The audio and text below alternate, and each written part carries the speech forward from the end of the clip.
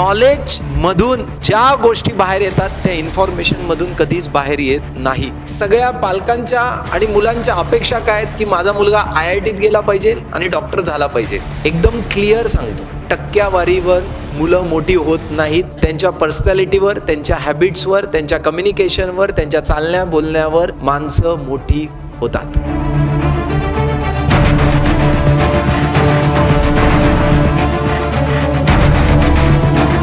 तुमच्याकडे तीच पोझिशन येते ज्या पोझिशनसाठी तुम्ही लायबल आहात।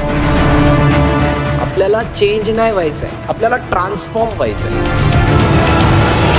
प्रत्येक गोष्टीला एक वेळ असतो, तो येईल। कदाचित तुझे विचार मांडायला मित्रांपेक्षा मैत्रिणींपेक्षा पण खूप चांगली लोक येतील, पण जर आज चांगला अभ्यास केला तर आपल्यामध्ये ती पॉवर, आपल्यामध्ये ते डिवोशन, आपल्यामध्ये ती कॅपेबिलिटी आज आपल्याला बाहेर काढावी लागेल। मग ती सकाळी उठण्याची कॅपेबिलिटी असेल, रात्री झोपण्याची कॅपेबिलिटी असेल, कोणतीच गोष्ट आपण जन्मतः शिकून येत नाही। ईच अँड एव्हरी कॅपेबिलिटी आपण डेव्हलप केली आहे। तुम्ही कोणत्या प्रकारच्या कॅपेबिलिटी डेव्हलप करणार त्याच्यावर तुमचा रिझल्ट डिपेंड्स आहे।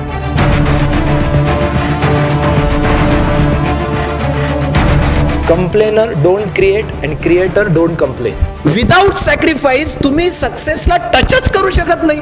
It's and path gardening opportunities for the student. खूप छान, अतिशय सुंदर। जी मुलं लूज पडतात अभ्यासामध्ये त्यांना पुशअप केल्यानंतर ज्या फोर्सनी ते पुढे जातात, खरंच एकदम राईट टाइम सरांनी त्यांना पुशअप केलेला आहे। मुलांच्या करिअरसाठी खूप इम्पॉर्टंट सेशन होतं। या लेक्चरची खरंच गरज होती। स्वप्नील सर म्हणजे असं वाटत नाही आपण कोणत्या सरांशी बोलतोय, म्हणजे एखाद्या घरातल्या व्यक्तीशी बोलण्यासारखं आपण प्रॉब्लेम सॉल्व्ह करतात। मोटिवेशनल होतं मुलांसाठी, पालकांसाठी पण चांगलं मार्गदर्शन झालं याच्यामध्ये। अभ्यासाव्यतिरिक्त जे एक्स्ट्रा नॉलेज लागणार आहे नंतर इंडस्ट्रीमध्ये गेल्यानंतर, त्याचं पण तिला आत्ताच नॉलेज भेटतंय। पण जे शिकलोय त्याच्यावरती जर ट्रेनिंग दिलं गेलं तर ते आयुष्यभर खरोखर लक्षात राहतं। या गोष्टीमुळे जीनियस प्लस मधून एक फिनिश प्रोडक्ट्स बाहेर निघणार आहेत।